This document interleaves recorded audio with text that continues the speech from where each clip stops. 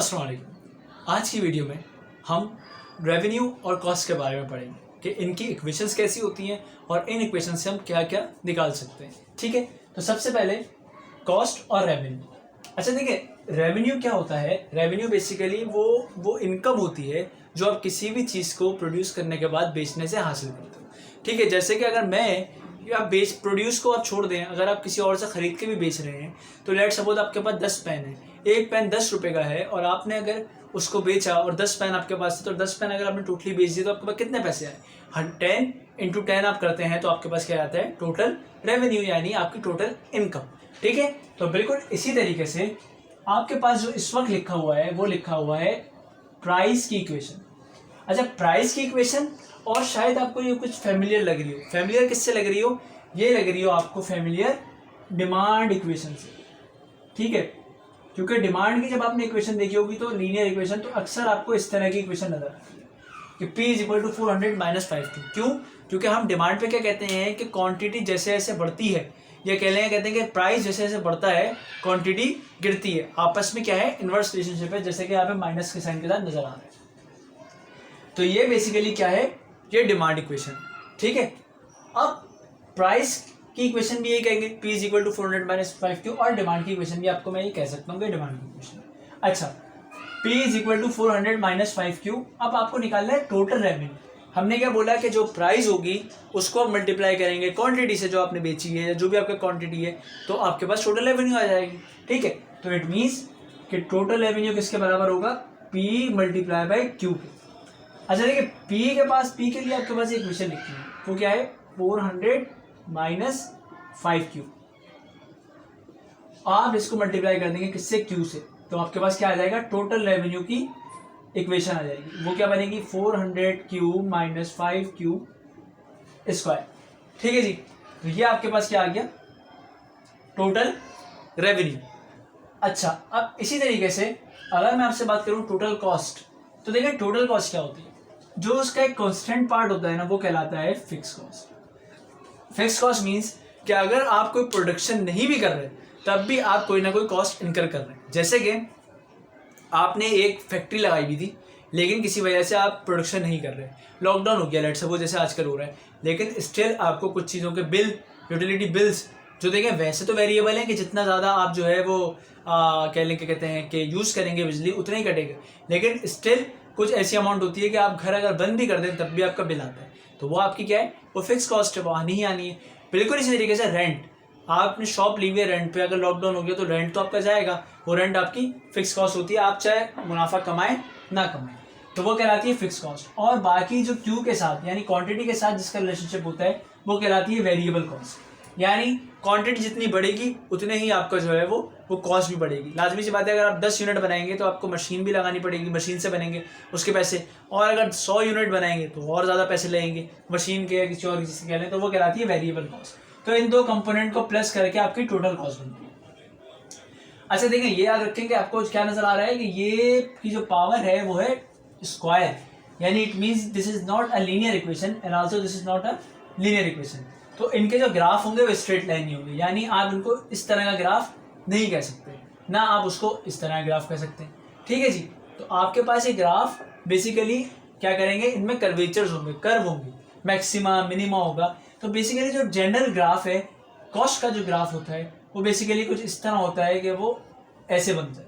Total cost एक उसका peak आता है थोड़ा सा, और फिर वो कर्व के तौर पर। और इसी तरीके से जब आप टोटल रेवेन्यू का ग्राफ देखते हैं वो आपका होता है कुछ इस तरह। ठीक है, टोटल रेवेन्यू का ग्राफ। अब ये ग्राफ्स आपके सामने हैं, इसके ग्राफ की डिटेल में अभी हम नहीं जाएंगे, हम सिर्फ ग्राफ की मैं आपको शक्ल दिखा रहा हूँ कि ग्राफ ऐसे बनते हैं इन इक्वेशंस के। ठीक है, यहाँ पे आप क्या लेते हैं? यहाँ आपके पास क्वांटिटी होती है और यहाँ आपके पास टोटल कॉस्ट और टोटल रेवेन्यू। ठीक है जी, अच्छा अब जो मेन चीज़ है इसमें हम क्या क्या कर सकते हैं? हम इसमें निकाल सकते हैं एवरेज रेवेन्यू।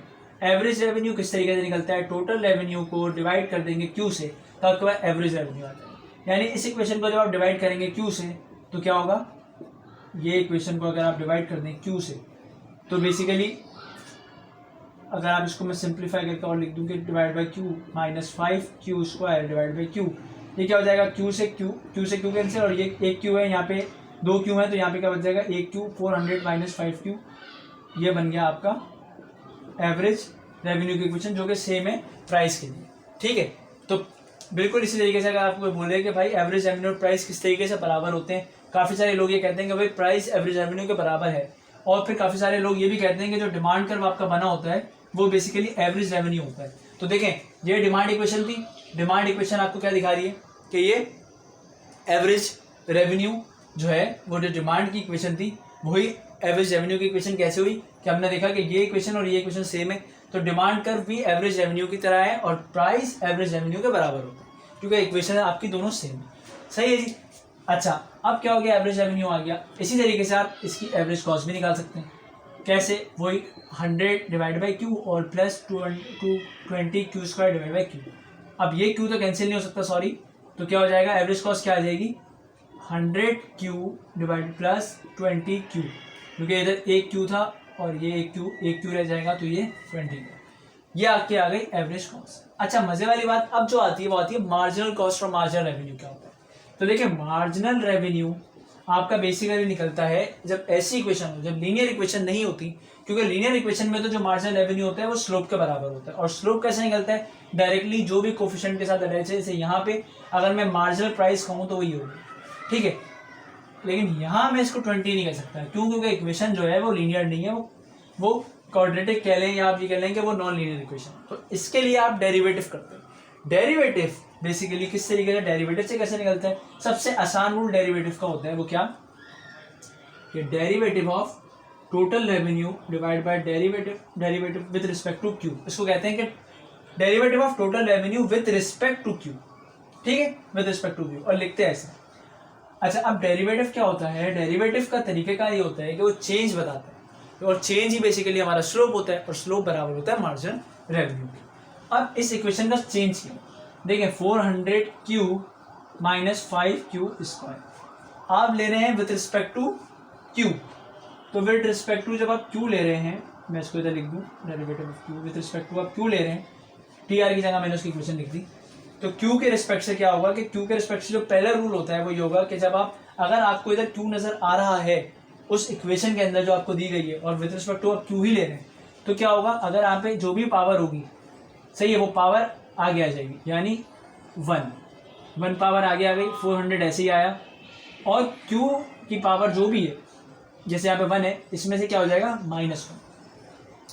इसी तरीके से यहाँ क्या पावर है 2, ये पावर आगे आ जाएगी 2, और ये 5 ऐसे का ऐसा, और क्यू में से क्या माइनस हो जाएगा 1, तो ये क्या आ जाएगा आपका होगा 400, 400 क्यू 1 - 1 क्या होता है, क्यू नॉट, क्यू की पावर यानी अब वही 0, -2 5 10, और क्यू की पावर 2 - 1 क्यू रह गई, क्योंकि ऊपर क्या है 1।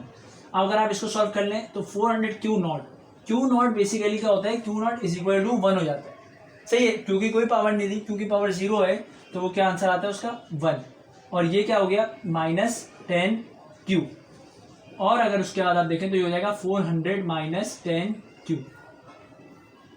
ये आपको कहलाएगा मार्जिनल रेवेन्यू। इस तरीके से निकाल सकते हैं। और बिल्कुल इसी तरीके से आप टोटल कॉस्ट का भी डेरिवेटिव ले विद रिस्पेक्ट टू क्यू, तो आपके पास क्या आ जाएगा, आपके पास आ जाएगा मार्जिनल कॉस्ट क्या होगी भाई 100, मैं अगर इसको लिख दूँ इधर 100 + 20 Q square upon derivative of Q, तो ये क्या हो जाएगा, देखिए यहाँ तो, अब देखिए यहाँ पे तो क्यू था, लेकिन यहाँ जब क्यू के रिस्पेक्ट से ले रहे हैं तो यहाँ तो कोई क्यू है ही नहीं, और चीज़ें दोनों सेपरेट है, प्लस या माइनस से अगर सेपरेट हो और कोई नंबर हो उसके साथ क्यू ना हो, तो वो नंबर क्या हो जाता है 0, 100 0 होगा, प्लस क्योंकि चेंज नहीं है, और यहाँ पे क्या है, पावर है, क्यू भी है, तो इसलिए पावर आगे आ गई 20, और क्यू 2 - 1, तो ये क्या बन गया आपका बेसिकली 2 × 20 = 40, और क्यू, यह आ गई आपकी मार्जिनल कॉस्ट। अब आपके पास दोनों चीज़ें हैं, मार्जिनल कॉस्ट भी है और मार्जिनल रेवेन्यू भी और मार्जिनल कॉस्ट भी है। अच्छा, अब जैसे यहाँ पे अगर बात की जाए ना कि प्रॉफिट कैसे निकलता है, तो देखें अगर आपके पास टोटल रेवेन्यू की वैल्यू आ गई है और इसी तरीके से टोटल कॉस्ट की भी वैल्यू आ गई है, तो आप बेसिकली दोनों चीज़ों को माइनस करेंगे। लाजमी सी बात है, अगर मैं कहता हूँ कि मेरे जो पेन खरीदे थे 10 पेन, वो 10 रुपये के हिसाब से खरीदे थे मैंने, तो 100 रुपये के मुझे पड़े, मैंने आगे 12 रुपये के हिसाब से बेच दिए, तो 12 10 120, तो टोटल रेवेन्यू कितना हुआ 120, और टोटल कॉस्ट कितनी हुई 100, और ये क्या आ गया आंसर, प्रॉफिट 20, तो ये आपका प्रॉफिट हो जाएगा।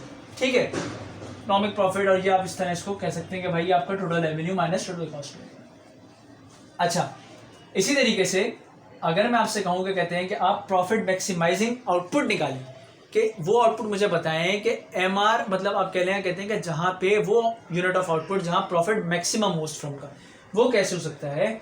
उसका तरीका ये है कि आपका जो मार्जिनल रेवेन्यू है वो मार्जिनल कॉस्ट के बराबर हो जाए। ठीक है, यानी कोई ऐसी जगह, अब देखें इस जगह आप क्या देख रहे हैं ये वाली जो जगह है, ये जगह आपको दिखा रही है कि इस क्वांटिटी के ऊपर टोटल रेवेन्यू आपका जो है वो कम है और टोटल कॉस्ट आपकी ज़्यादा है, तो आप इस पॉइंट के ऊपर तो रुकेंगे नहीं। लेकिन जब आपका ये गैप आप देख रहे हैं, ये गैप ये सबसे ज़्यादा है और टोटल कॉस्ट कम है और टोटल रेवेन्यू ज़्यादा है, यानी ये वो पॉइंट है बेसिकली जो आपका प्रॉफिट मैक्सिमम कर रहा है। देखिए प्रॉफिट की साइज़ ये है, अब देखें फिर यहाँ से फिर श्रिंक होने लग गया, लेकिन ये साइज मैक्सिमम है, टोटल रेवेन्यू ज़्यादा है और टोटल कॉस्ट कम है, तो ये साइड आपका जो है profit maximising level of output कहलाएगा। निकलता कैसे है कि ये दोनों साइड्स के ऊपर अगर आप मार्जिनल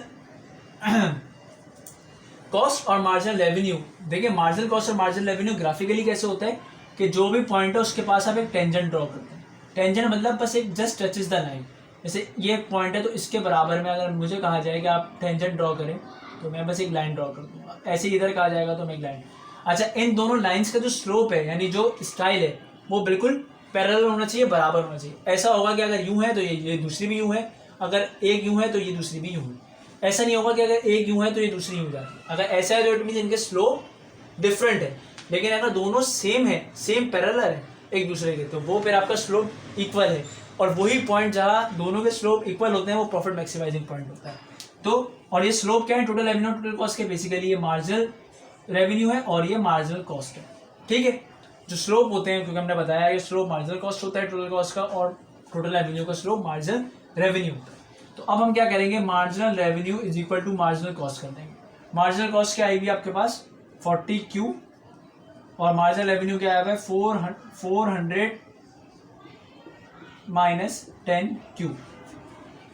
कैसे निकाल सकते हैं, बहुत आसान है। 40Q ये माइनस 10Q इधर आ गया, प्लस 10Q ये आ गया 400 इज इक्वल टू 50Q, और Q आपने इधर लिखा और 400 डिवाइडेड बाई 50, और ये आपका आ गया 50 × 50 58 400, Q इज इक्वल टू 8। यानी profit maximising level of output is 8 जो क्वांटिटी है उसके ऊपर प्रॉफिट मैक्सिमम होगा।